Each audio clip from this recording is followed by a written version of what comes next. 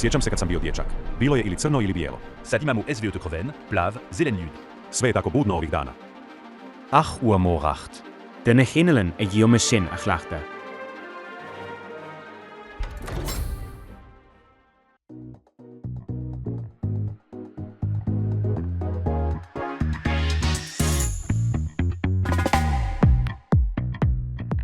A lot has changed since my first devlog for Checkmate Protocol.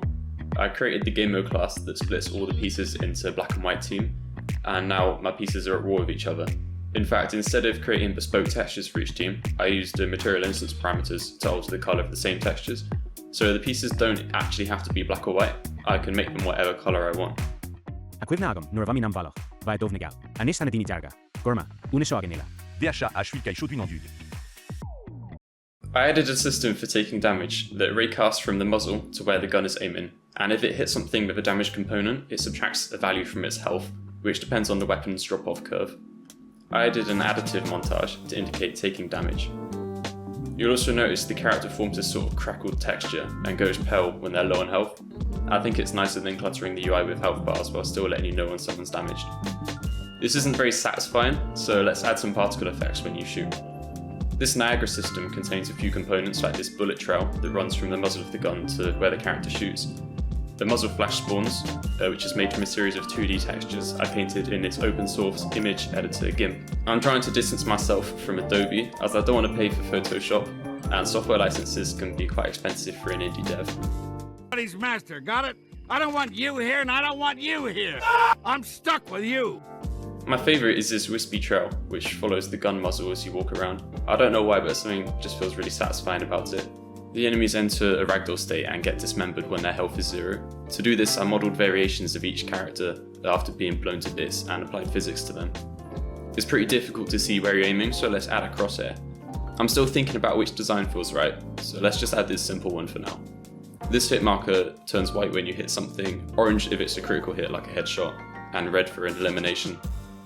I designed it in Inkscape, but will probably swap it out when I find a better design.